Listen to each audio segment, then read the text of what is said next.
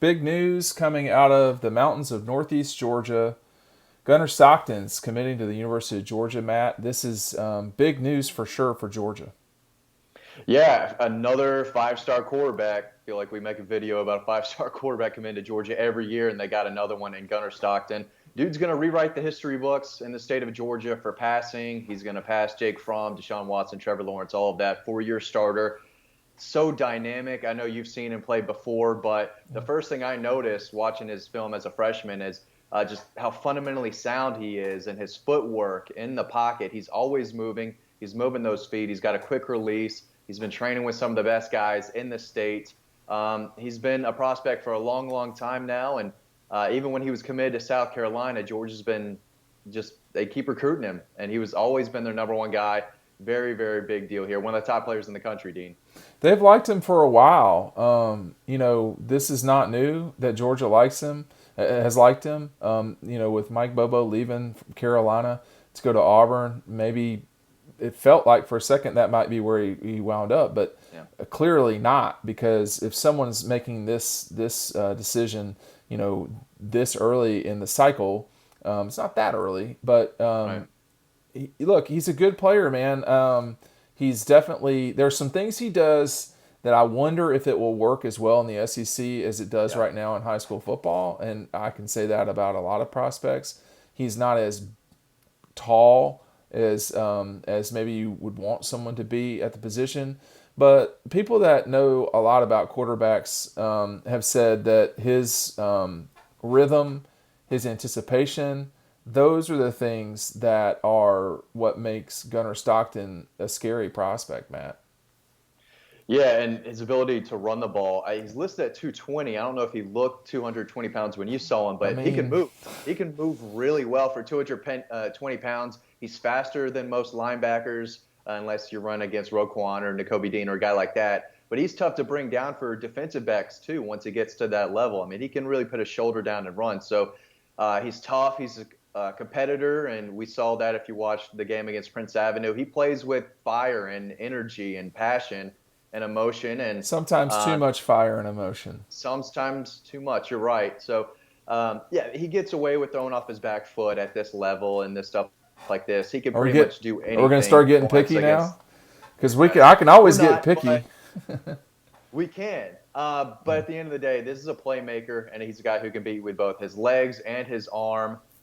He doesn't have the Matt Stafford, Jacob Eason cannon, but he has enough arm strength to push the ball downfield consistently and accurately.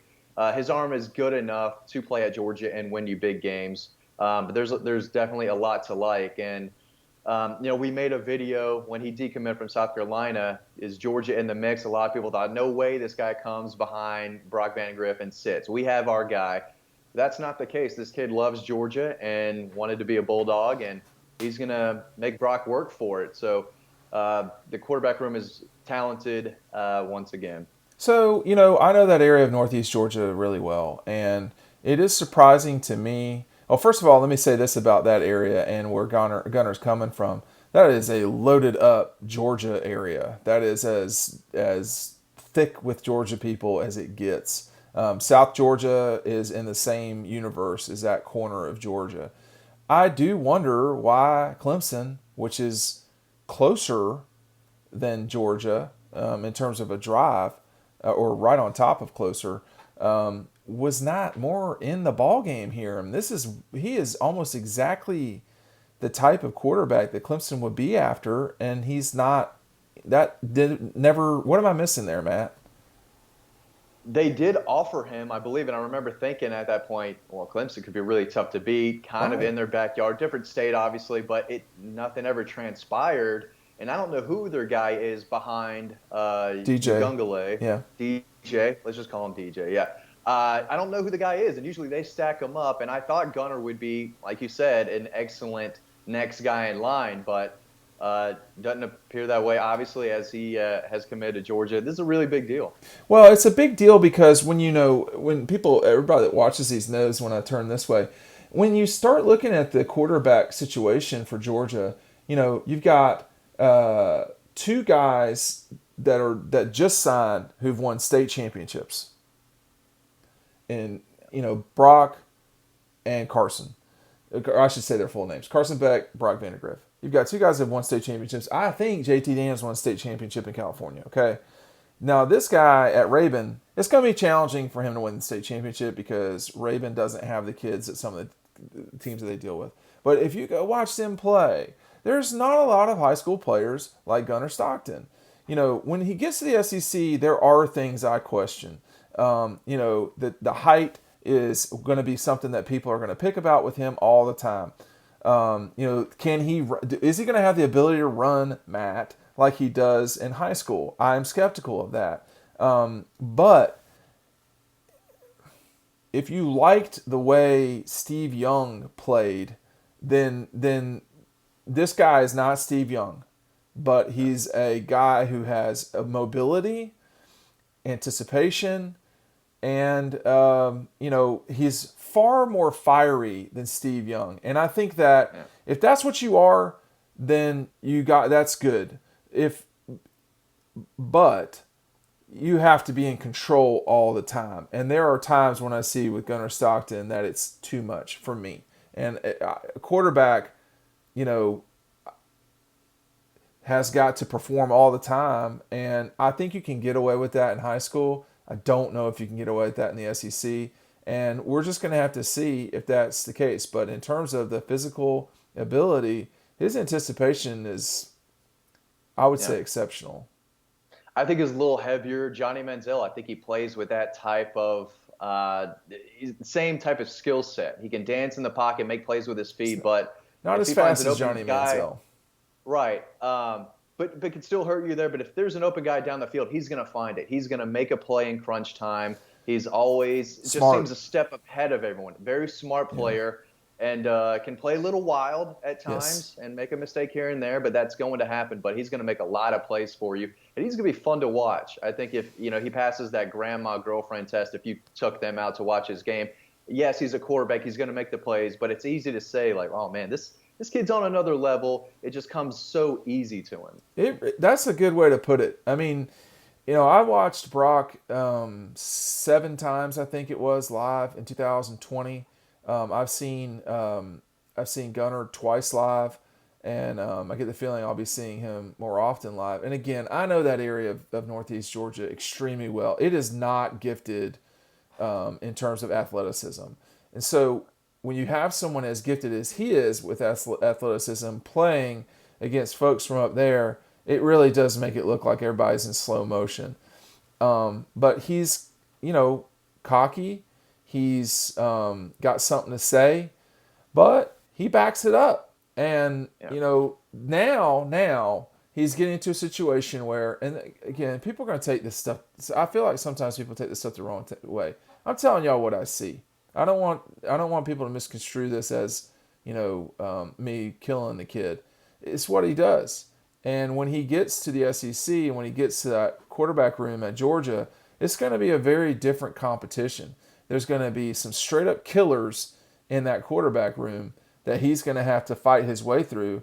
I'll start with Brock Vandegrift because he's straight in front of him. But you can't tell me that those two guys don't know, that don't know now, obviously, that this is going to happen. I'm certain Brock Vandegrift is all for this. Yeah. At the end of the day, Kirby wants winners playing quarterback. Carson Beck is a winner. Brock Vandegrift is a winner, and Gunnar is that way too, again, without a state title yet, but it's going to be really tough. But he leads his team, puts the offense on his back each and every game, and if you put up the numbers like he has, it's hard to be, not to be a little cocky because he's been tearing up that region since he was a freshman. His first year, he made it look easy against those guys. So, like you said, these are killers. These guys have they're alphas. There's a lot of alphas in that room. You can only have one quarterback, but in a race with guys like this, whoever wins that race, Dean, is going to be a very, very good quarterback. Yeah, starter. I'm sorry, Matt. When you start, talking about signing a quarterback in the 2022 class, this is the person that's going to probably get you through the 25 season. So you glance up at the board. You're talking about playing at UCLA. You're playing against Clemson. These are the type of games that are, and then the traditional fights in the SEC. They'll play at Texas A&M during this run. You know, the biggest thing to me, setting aside the anticipation, setting aside the physical, the playmaking ability, setting aside the forward attitude, the Shaws are a big deal to me. Yeah. I don't know them at all or anything like that. But what I'm trying to say is here, this guy is under the tutelage of one of the best families in Georgia football, and the Bobos have a connection with Gunnar Stockton as well. Hmm. That whole Northeast Georgia group, but he's not getting sort of ready for college. He is going to be very polished compared to anybody from rural Georgia that's Yeah. going to the University of Georgia. And as a quarterback, that will help him. Because Brock, in a way, is raw. Well, this kid, in Yeah. a way, is raw too, but it's a different situation than what Brock has with his father being his coach, and what Gunnar has with the Shaws very much dealing with him. I think that the Shaws, independent of Vandergriff, the Shaws, that is helping Gunnar a ton. It's helped Raven a Yeah. ton. Yeah. Not only is this big for Georgia because he is a special player, we've been talking about it for 12 minutes now, but he was going to be really good under Mike Bobo at Auburn. If Yes. he decided that Auburn was going to be the pick, that program is turned around like that. I can only imagine what Mike Bobo would be able to get out of Gunnar Stockton, especially if you give him two more running backs and some receivers. So not only is this good for Georgia, but it keeps Gunnar away from a big time rival who could change the program a lot quicker at Auburn if he were there. So this is a big deal in a number of different ways. Yeah, Georgia wins this zero-sum recruiting game. Quarterbacks are particularly important, and we can't know what the future will be. But this is a guy that can anticipate the ball really well to his receivers. He makes plays with his feet. He's tough. He's certainly fiery. People are going to say he has moxie. I don't know if they even Yeah. know what that means, but he definitely has won a lot at Rabun, a place that, let me tell you, from my childhood, is not a place that's used to winning. So, Gunnar Stockton's on the way to Georgia. I don't know that I saw this coming a few months ago. So, Dean Lake, Matt DeBerry from Dawg Post, make sure you click on the playlist up there. We're going to get you ready for Gunnar going to Georgia. Thanks for listening. Thanks for joining us. We'll see you on the website.